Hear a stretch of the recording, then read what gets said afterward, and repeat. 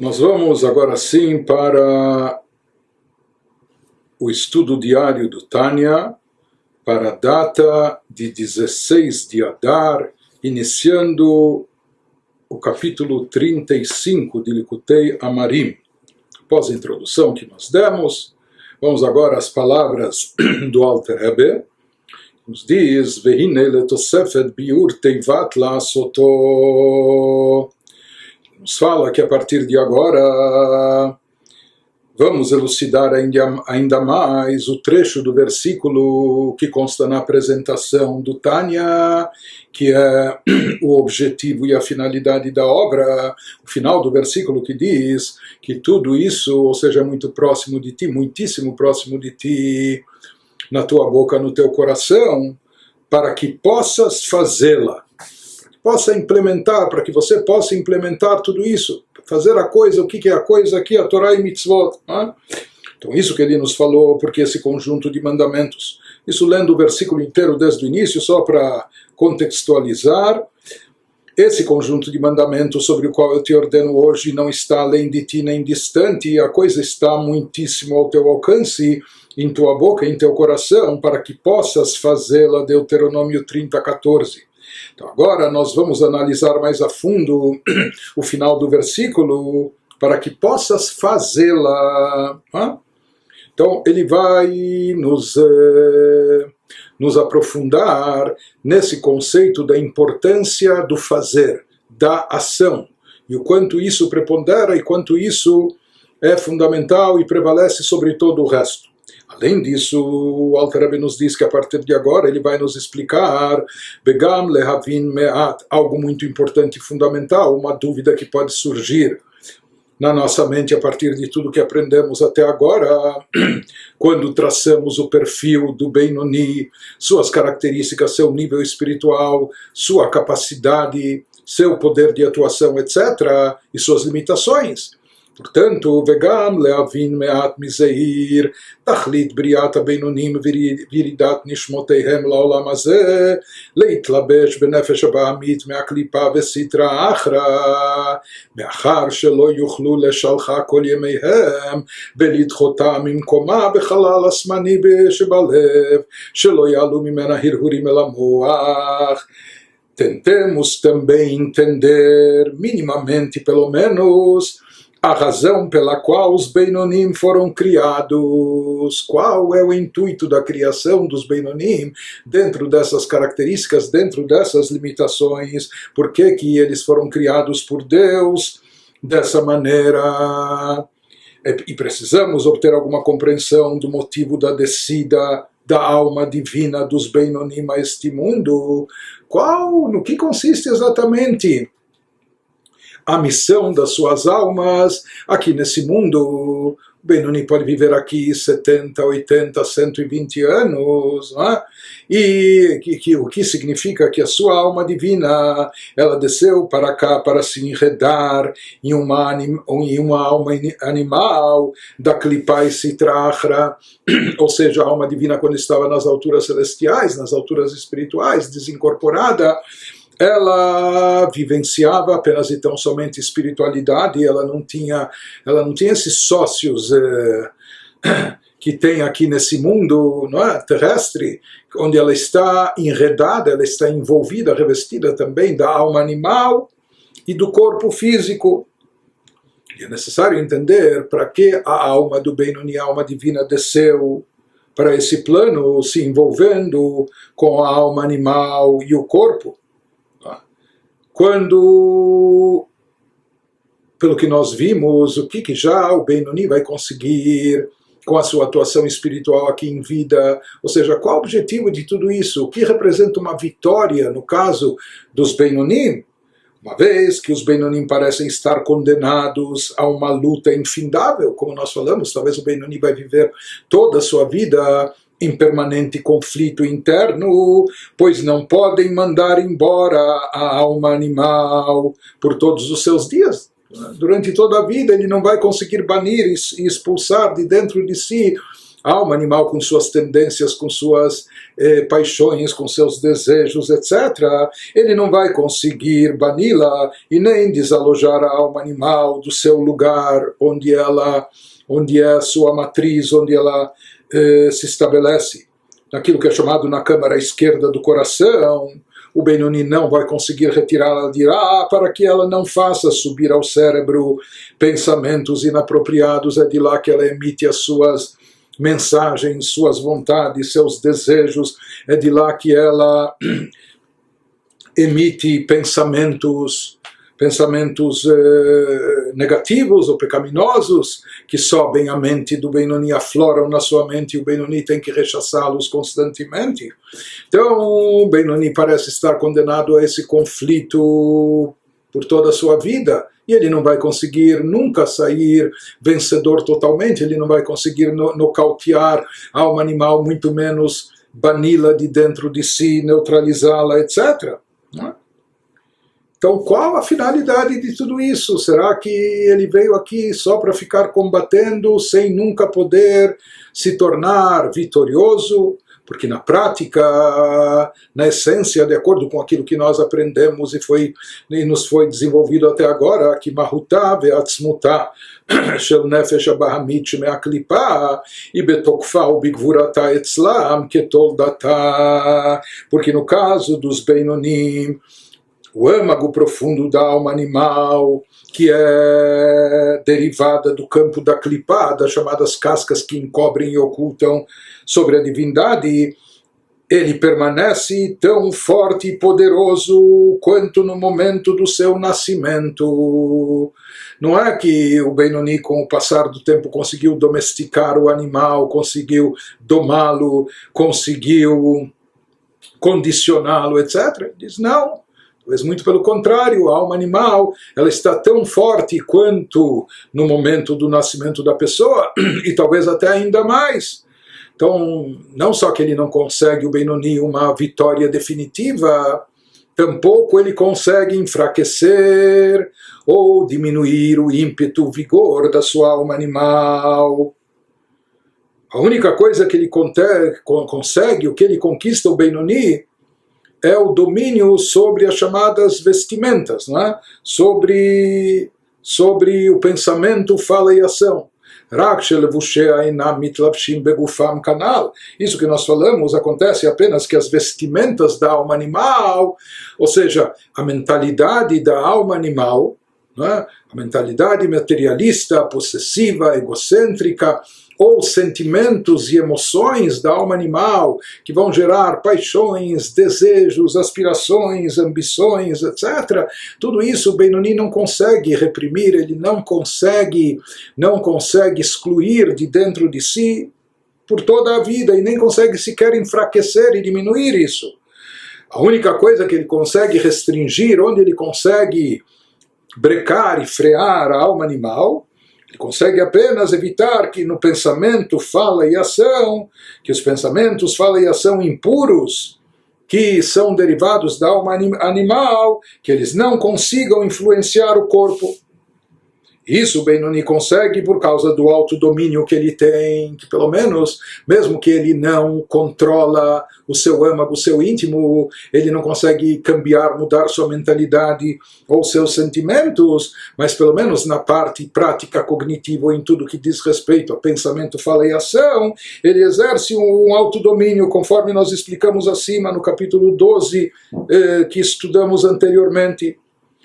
Portanto, se ele não vai conseguir dominar a alma animal, nem vai conseguir bani-la, nem vai conseguir transformá-la, etc., então o que ele já produziu na sua vida? Se ele não conseguir tirar o mal do seu âmago, do seu interior, então isso reforça a pergunta que nos traz o Alter Rebbe: Veim ken lama ze yardu nishmoteihem laolam hazeh ligal arik chas veshalom leilachem kol yemehem im hayetzer velo yochlu lo velo yachlu lo. Sendo assim, então vem a pergunta, nos resta essa pergunta: por que as almas dos Beinonim têm que descer a este mundo, porque que a alma sagrada, a alma divina dos Beinonim vem até aqui para se envolver em uma guerra que não pode ser vencida. Talvez não podemos definir como uma batalha perdida, porque o Benoni não perde, ele não cede à alma animal, ele não permite que ela tome conta do seu corpo, que se manifeste em pensamento, fala e ação. Então, não é uma batalha perdida pelo Benoni, mas também não é uma batalha, não se pode definir isso como uma batalha que ele sai totalmente vencedor. Pelo contrário, ele não consegue vencer o mal interior que se encontra no âmago da sua alma. Então, para que ele veio a esse mundo? Ou seja, por que Deus manda a alma do Benoni para esse mundo? Para lutar em vão, Deus nos livre. Para batalhar com impulso para o mal todos os seus dias, incapazes de prevalecer sobre ele? Então, ele vai passar a vida inteira batalhando contra o Yetzer Hara, contra a inclinação do mal, que existe dentro de si, está presente dentro de si, e ela não se acalma nem diminui a sua intensidade, pelo contrário, e ele tem que passar a vida inteira batalhando contra essa inclinação negativa. Então, isso que nós falamos que quando o Benoni, em relação à prática, ele consegue dominar os impulsos do mal, porém, no âmago, no íntimo da sua alma, ele não consegue vencer essa batalha. Ou seja, ele não consegue retirar do seu coração as inclinações malignas, os desejos e paixões, etc. E não só isso, também na sua mentalidade, ele não consegue evitar que surjam na sua mente, que aflorem na sua mente, no seu cérebro, ideias negativas. Logo que afloram, ele rechaça, ele não permite que elas se manifestem, ou que elas se estendam, né? Mas se fala que todo esse domínio que ele tem no seu pensamento não é sobre os pensamentos que afloram.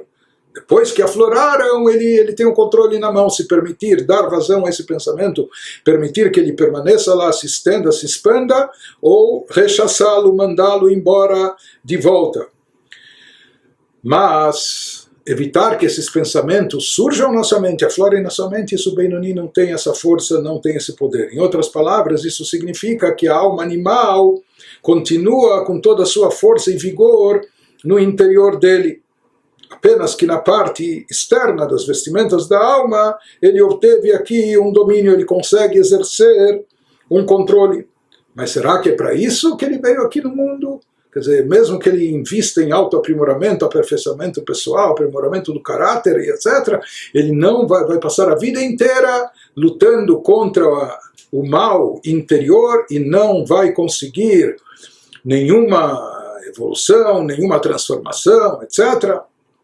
E aqui, na verdade, o Alter Rebbe está nos dizendo, a gente não pode dizer que o objetivo do trabalho, do serviço espiritual dos Beinonim consista em se esforçar e trabalhar para chegar a atingir, no final das contas, o nível e a categoria de tzadik, porque nós já estudamos, aprendemos anteriormente que o Benoni nem deve ter essa aspiração, ele não deve se iludir e nem deve almejar isso, porque para ser tzadik a pessoa precisa ser dotada de uma alma que já foi moldada para tanto. Isso não depende de toda a boa vontade da pessoa e mesmo de todo o seu esforço, né? Então, porque pode ser que ele tenha toda a boa vontade, se esforce de fato em termos espirituais, mas se ele não foi dotado desse potencial espiritual necessário para ser um tzadik, ele não vai chegar a ser um tzadik. Então isso reforça mais ainda, ele vai sempre ficar nesse conflito incessante, nessa batalha que não termina, não é? Que parece quase no seu interior, se fica em empate ou o que for, mas não termina, ele não sai vencedor. Então qual a finalidade da descida da sua alma divina aqui para esse mundo? Para que ele foi criado? Qual o sentido e objetivo de tudo isso? Então, bem, o Alter Rebbe nos diz agora, ele diz, aqui ele vai oferecer um consolo para os Beinonim, que os Beinonim não se desanimem, que eles não se desestimulem mesmo com essa realidade, com essa situação. E, para tanto, ele nos diz... ותהי זאת נחמתם לנחמם בכפליים לתושייה ולשמח ליבם בהשם השוכן איתם בתוך תורתם ועבודתם. Ele nos fala que isso seja seu consolo, conforte-os com sabedoria dobrada, nas palavras da escritura de Jó, etc. E alegre seu coração com Deus. Então ele sabe o que? O Alter Rebbe vai nos expor a seguir ideias e conceitos que possam servir para o Benoni, para todos os Benonim de consolo e traga conforto, e mais do que isso, alegre os seus corações com Deus, que está presente com eles em sua Torá, em seu serviço divino, porque Deus está presente com os Benonim na Torá, que eles estudam quando eles se envolvem com a Torá e no seu serviço divino, mesmo com todas as suas falhas, com todas as suas imperfeições, mesmo com todos os seus problemas e conflitos internos, mesmo com toda a presença acentuada do mal, da sua alma animal no seu âmago, mas definitivamente no momento que eles estão envolvidos com Torá e serviço divino, Deus está com eles. O Alter Rebbe vai nos elaborar isso. Antes disso, nos dá uma introdução ao Alter Rebbe, nos trazendo uma passagem do Zohar, da obra mística da Kabbalah de Rabbi Shimon Bar Yochai. Então ele diz, nós vamos entender isso, Behagdim Lashon HaYenuka, Bezohar Parshat Balak, Al Pasuk HaChacham Einav Berosho. Então ele nos fala que precisamos primeiro analisar o ensinamento da criança inspirada, o Zohar nos traz, de uma criança prodígia, que é chamada de Yenuka, porque era uma criança que proferia segredos da Torá, etc. E esses segredos que essa criança transmitia, então eram anotados e etc. Eles estão transcritos no Zohar. Se fala que essa criança era filho de Rav Menune Saba, enfim, que foi dotado de uma alma espiritual e ainda em idade muito tenra, como criança, ela já proferia não só ensinamentos da Torá, mas até revelava segredos místicos da Kabbalah. E lá, uma explicação dele sobre um versículo que nós encontramos em Eclesiastes do rei Salomão, que nos diz: Achacham einav berosho, o sábio tem os olhos na cabeça. Então, o rei Salomão é tido como o mais sábio de todos os homens. E o Zohar pergunta sobre isso.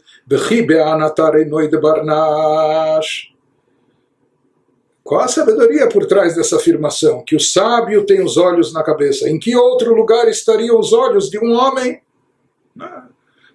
O sábio, ele tem os olhos na cabeça. E as outras pessoas, onde tem os olhos? Então, com certeza há uma mensagem mais profunda por trás disso, e é necessário entender o que o rei Salomão está querendo nos transmitir.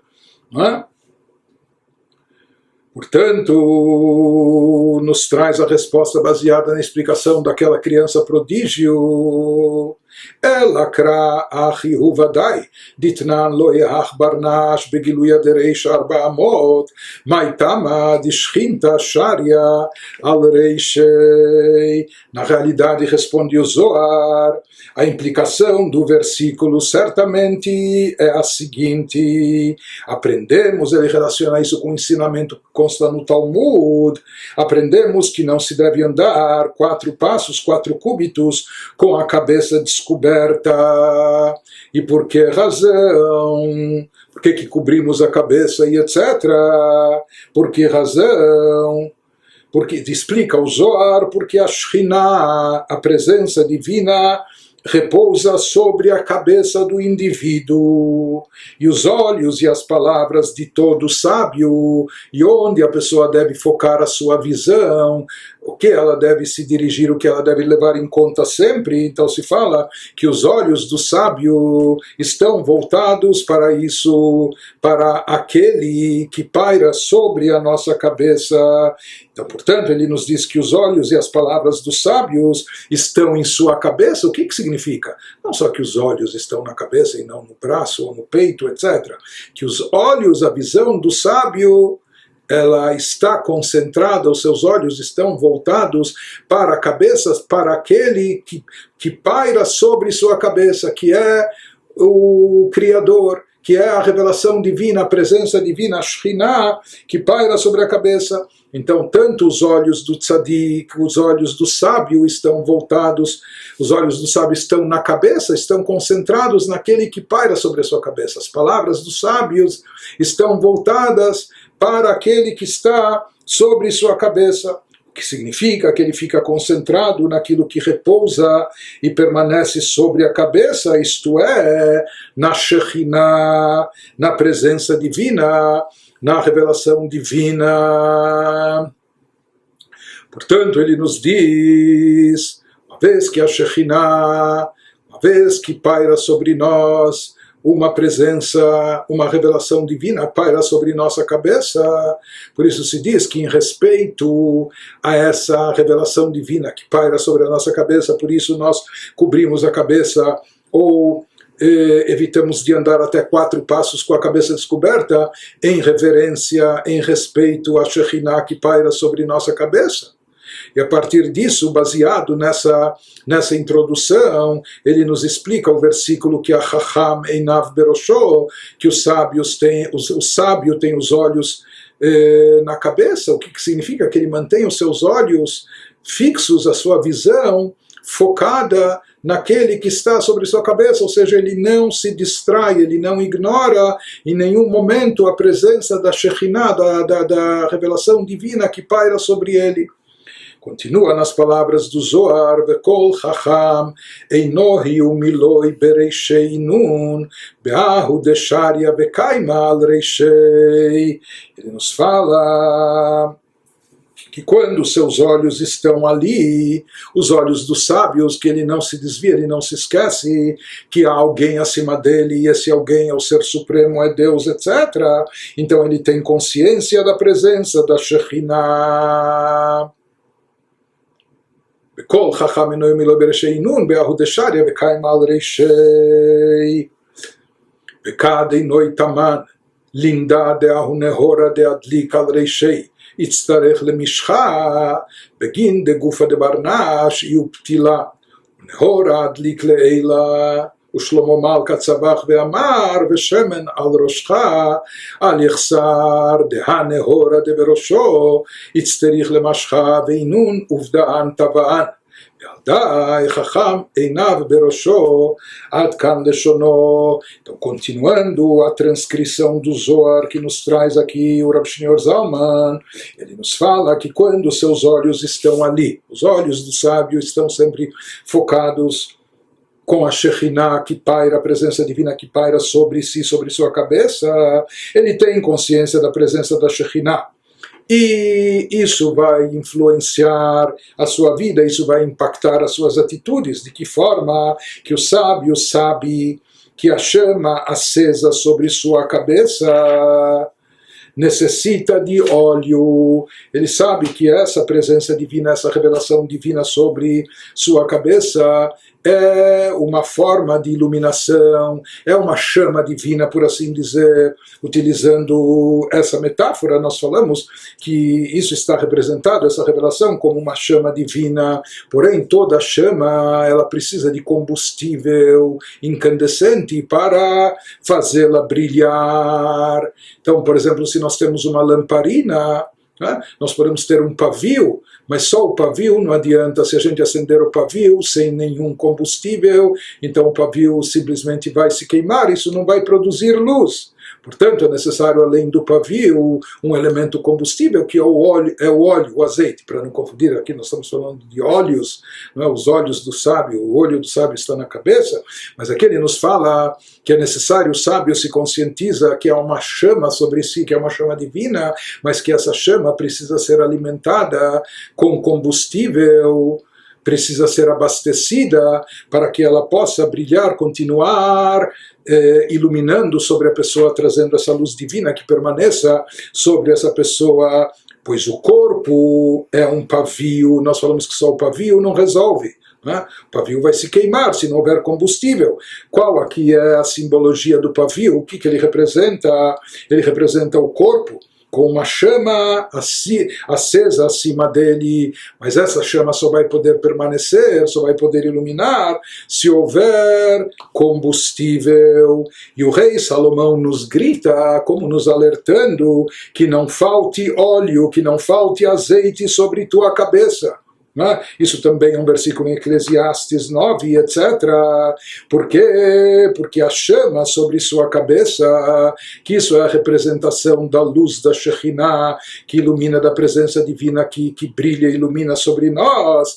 Para brilhar e iluminar, não basta apenas o pavio é o nosso corpo, o nosso lado físico, ela necessita também de óleo, de azeite e combustível. E o que representa esse óleo? Como nós abastecemos essa chama para produzir luz, para mantê-la acesa? Então nos diz o Zohar, o óleo faz alusão às boas ações praticadas pela pessoa, o azeite, combustível que vai manter essa chama acesa da luz e iluminação da Shekhinah, da presença divina sobre nós, sobre nossa cabeça. Isso são as boas ações que realizamos, e é em referência a esse conceito que está escrito, que o sábio tem os olhos na cabeça. O que significa? Que o sábio leva em conta, em consideração, que existe, ou seja, ele mantém o que é o foco da sua visão, onde os seus olhos estão direcionados, a sua cabeça, aquilo ou aquele que paira sobre sua cabeça, que é a presença divina. E ele também leva em consideração que para manter essa luz divina sobre si é necessário abastecer com combustível. E qual é esse combustível? O azeite ou o óleo. No que consiste o óleo? Nós falamos que isso consiste nas boas ações que são realizadas, e o sábio não perde isso de vista, ele está sempre consciente disso, né? Portanto, ele nos diz que essa é a característica do sábio, explicando como Zohar interpreta o versículo, ou seja, que o sábio, os olhos dele, a visão dele está concentrada na cabeça, significa na Shekhinah, na presença divina que paira sobre sua cabeça, que esse é o motivo de nós cobrirmos a cabeça, etc., com solidão, etc. Quando a pessoa medita sobre isso, que a presença de Deus se manifesta sobre sua cabeça, então ele deve saber que para essa luz brilhar é necessário abastecê-la com algo combustível, que isso seria o azeite.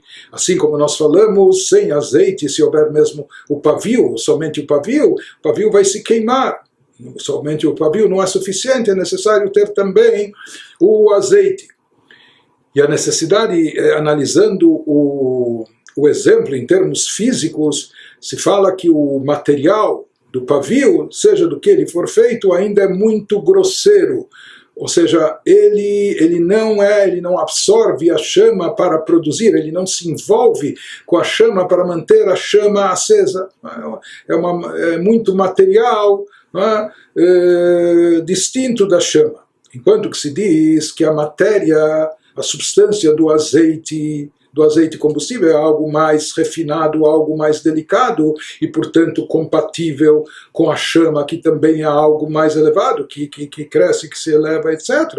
Por isso, através dele, do azeite, somente através dele, se produz uma luz límpida e cristalina, etc., diferente daquilo, se a pessoa acender somente o pavio, que vai acender por instante, vai queimar o pavio e vai ser uma chama grotesca que vai se extinguir, não é?